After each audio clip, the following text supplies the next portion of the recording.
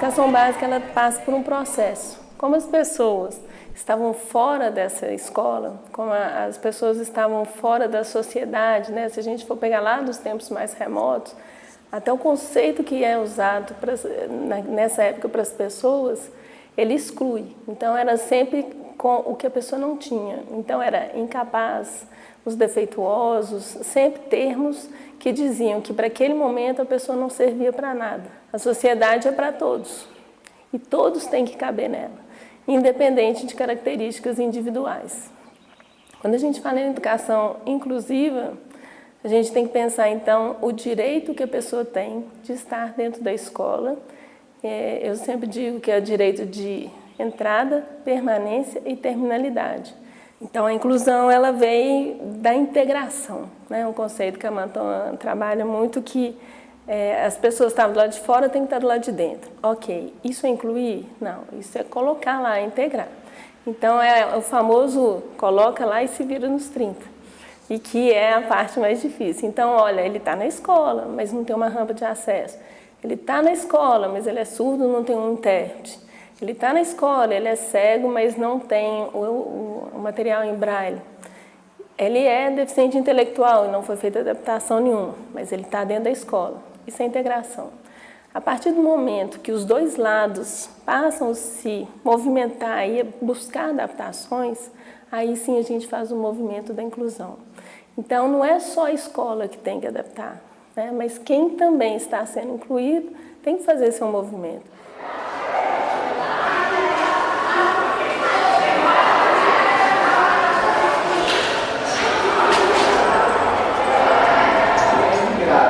Mas ainda tem médio azul. O que acontece é que a gente ainda tem uma escola basicamente tradicional. Carteiras dispostas de uma forma bem linear e um professor falando. Pensar em inclusão nesse formato é quase impossível.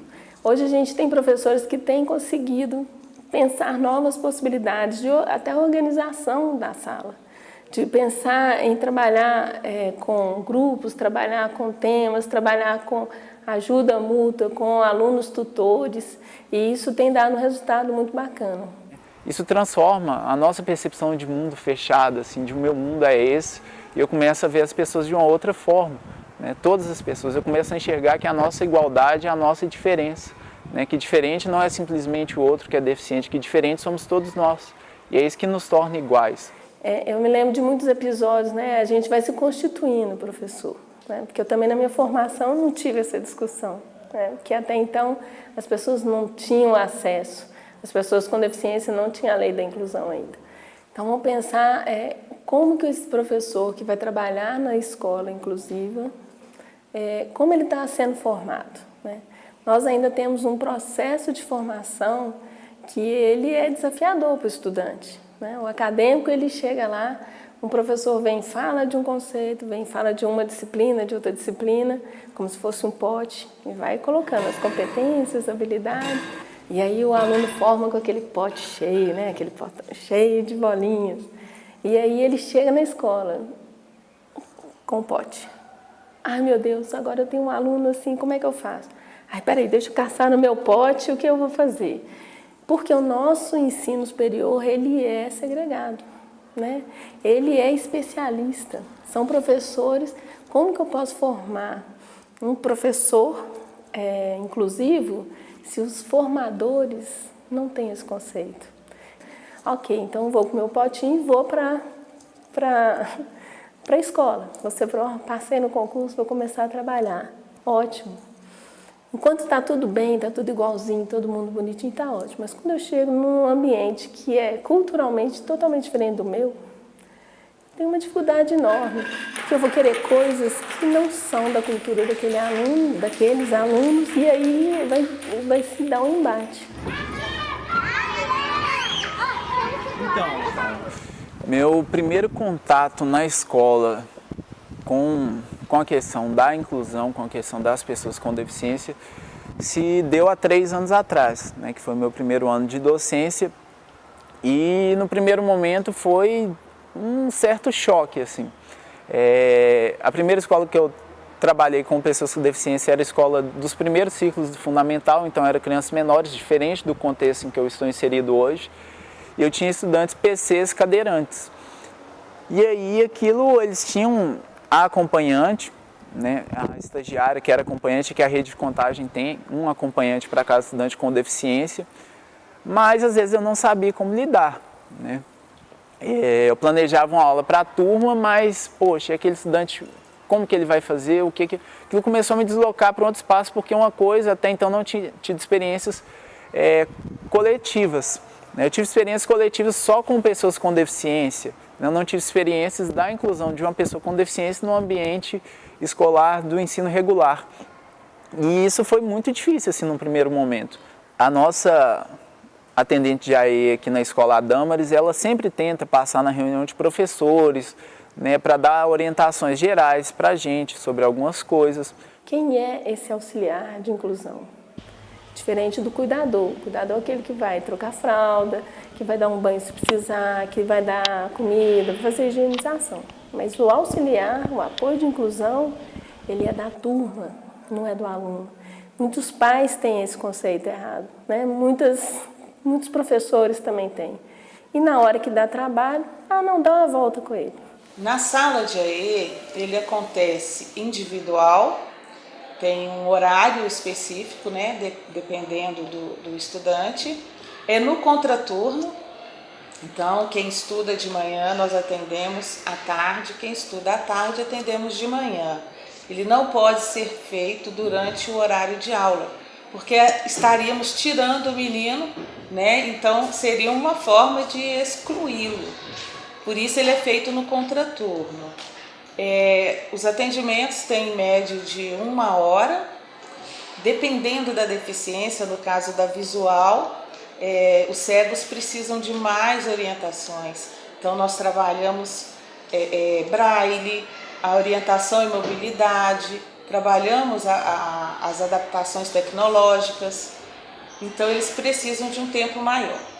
O surdo, a gente trabalha de acordo com a orientação do instrutor, né? No caso aqui é a Marina, então ela vê as possibilidades, né? O que será trabalhado, e nós executamos e criamos adaptações para que possa levar para a sala de aula também. Então, o que acontece é que a gente tem uma estrutura que é segregada, né? Ele tem um atendimento fora do horário. Isso já dá um distanciamento. Às vezes o professor de AE nunca encontrou o professor de sala. E se não houver esse diálogo, né, como que o professor do AE vai saber a necessidade que esse aluno tem? Às vezes o aluno dá conta de verbalizar, às vezes a família dá conta, mas o importante é que tenha esse diálogo. E como que a gente vai favorecer esse diálogo? Às vezes são esses os desafios, né? Ela explicou, ele explicou tudo. A gente trabalha sempre em parceria, né, em interação. Na escola inclusiva precisa disso, né? Por exemplo, o instrutor ele fica afastado, não. Senão o trabalho não fica bom, o aluno fica prejudicado e também se não tiver a comunicação com a família, também o trabalho fica prejudicado. Então a gente trabalha com interação com os professores, com paciência, explicando que tem que mudar as estratégias, porque nunca tem uma estratégia pronta que vai resolver o problema. Tem um instrutor pronto. Tem um intérprete pronto. Não, precisa trabalhar detalhadamente, também interagir com a família, explicar sobre o comportamento do aluno, ter uma interação, né? Que aí a gente consegue o desenvolvimento do aluno. Então, eu vou falar mais em termos de prefeitura, principalmente, né, de ensino público. Ele foi pensado justamente para suprir o que não é possível fazer na sala de aula. Porque na sala de aula eu tenho lá 30 alunos. E eu tenho um aluno que tem, por exemplo, uma deficiência visual e que precisa de algumas habilidades específicas para a pessoa com deficiência visual. No caso, por exemplo, a linguagem braille. Então, ele precisa ter essa formação num outro momento. E aí, quando ele tem essa formação, ele dá conta de acompanhar a turma. Então, a função do AE é capacitar esse aluno de uma forma diferenciada para ele dar conta de acompanhar a turma. Mas lembrando que inclusão não é esperar de todo mundo o mesmo resultado. né? Por isso existe o PDI, né, que é o Plano de Desenvolvimento Individual, onde eu penso quais são as potencialidades, o que aquela pessoa vai dar conta de fazer. Eu não posso esperar que ele vai fazer algo que a própria deficiência é a mesma coisa de dizer, eu espero que ao final do ensino médio o aluno saia lendo se ele não tem a visão, mas sim compreendendo algumas formas de linguagem que não seja só essa que a gente conhece, né? Eu sempre falo que uma das coisas mais importantes para se trabalhar com a inclusão é você conhecer a deficiência. E às vezes eu tenho que conhecer a deficiência naquele espaço de exclusão. Aquele espaço onde a deficiência pode se manifestar é para que eu possa conhecer. Então, existem tantas associações, tantas escolas especializadas que raramente professores vão visitar. Como que eu vou conhecer a potencialidade do meu aluno cego se eu nunca fui no Instituto São Rafael? Que é um espaço onde ele realmente tem a demonstração do potencial dele. Se você chegar no Instituto São Rafael, que é um lugar que ele tem um domínio, a forma com que ele se locomove, a forma como ele se desenvolve ali dentro, ele é um aprendizado para a gente. Então, o professor muitas vezes se coloca num lugar vitimizado, que eu não gosto muito, eu não fui formado para isso, eu não sei trabalhar com esse aluno, eu nunca vi um autista, eu tenho dificuldade. Essa é a forma vitimizada. A forma proativa, né, protagonista de professor isso é desconhecido, então eu vou buscar conhecer. E o melhor espaço, eu tenho, né, uma avaliação que é onde essa pessoa se manifesta. Às vezes parece um pouco utópico, mas aquela história de conhecer o aluno no seu espaço, na sua casa, no seu convívio social, ele nos dá dicas sensacionais. E a gente abre mão disso, porque a gente tem 2 tempos, a gente tem que trabalhar de manhã, de tarde, de noite, e aí esse lado humanizado se perde.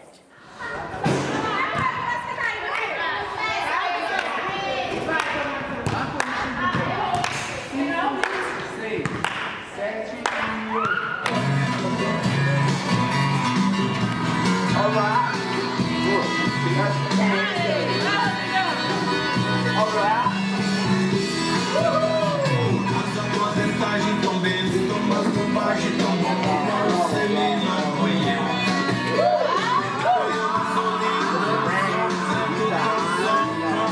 Então eu fui me formando professor quando eu vi aquele aluno que ele tinha uma dificuldade, não só especificamente uma diferença, mas que ele estava sempre afastado e eu buscava o que ele podia contribuir, o que ele podia compartilhar.